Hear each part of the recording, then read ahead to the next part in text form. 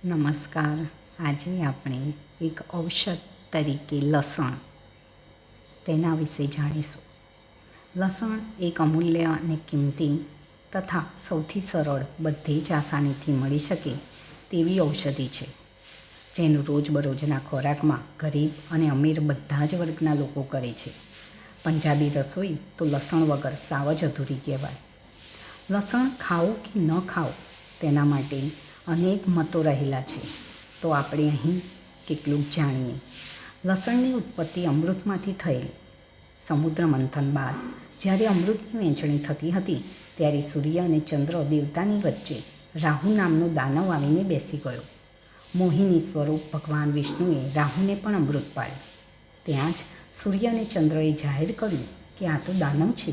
ત્યારે ભગવાન શ્રી વિષ્ણુએ સુદર્શન ચક્રથી રાહુનું મસ્તક ઉડાવી દીધું, પરંતુ તેના ગળા સુધી અમૃત પહોંચે તેટલો ભાગ અમર થઈ ગયો અને રાહુના ગળામાંથી અમૃત નીચે પૃથ્વી પર પડ્યું, જેમાંથી લસણની ઉત્પત્તિ થઈ.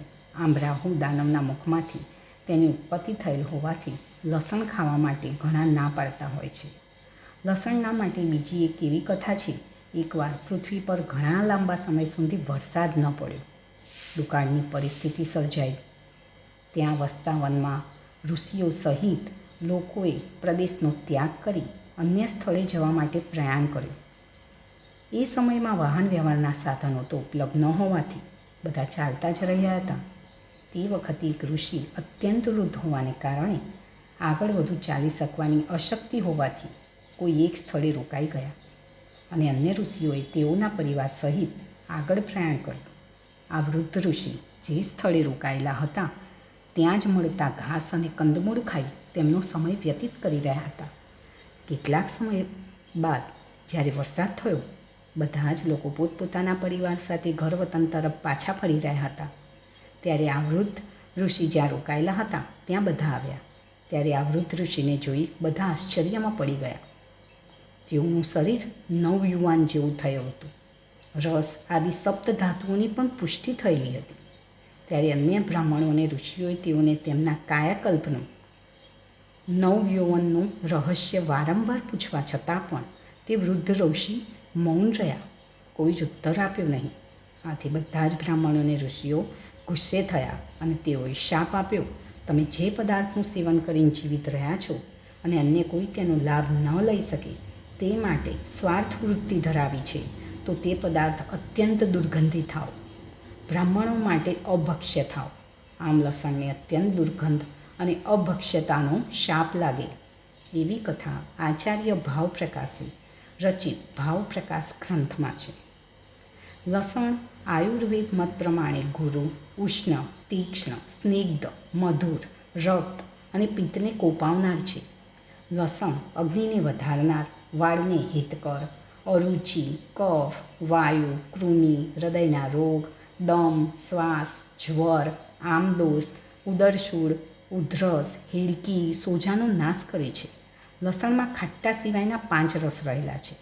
લસણમાં રહેલું તેલ ચામડી, ફેફસા મારફતે બહાર નીકળે છે. આથી શ્વાસનલિકામાં રહેલો કફ ઢીલો પડે છે અને સરળતાથી બહાર નીકળે છે. તેમજ કફની દુર્ગંધ ઓછી થાય છે. કફમાં રહેલ રોગના કીટાણુનો નાશ થાય છે. આથી તે ટીબી જેવા રોગોમાં પણ ઉપયોગી છે. જ્ઞાનતંતુ પર લસણ બળવાન અને ઉત્તેજક ક્રિયા કરે છે. કાશ્યપ સંહિતામાં લસણનું ખૂબ મહત્ત્વ દર્શાવેલ છે.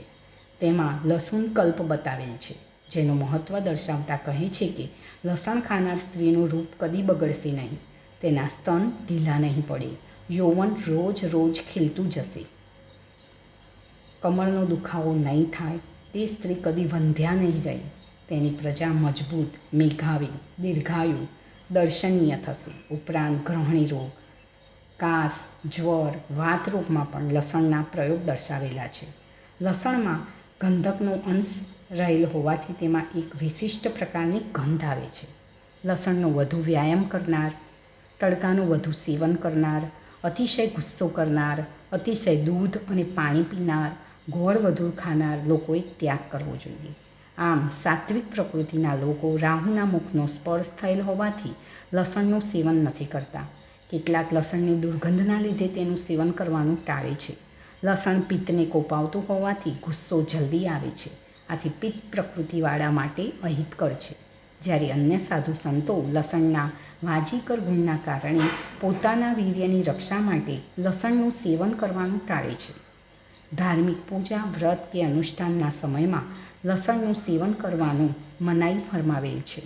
આમ લસણનો માત્રા અનુસાર યોગ્ય ઉપયોગ કરી આપણે પણ આ અમૃત ઔષધિનું સેવન કરી દીર્ઘાયુ અને નિરોગીપણું મેળવી શકીએ છીએ. તો ચાલો આપણા પ્રકૃતિ પ્રમાણે આપણે પણ વધતું ઓછું લસણનો ઉપયોગ કરીએ અને તેના લાભ મેળવીએ. નમસ્કાર.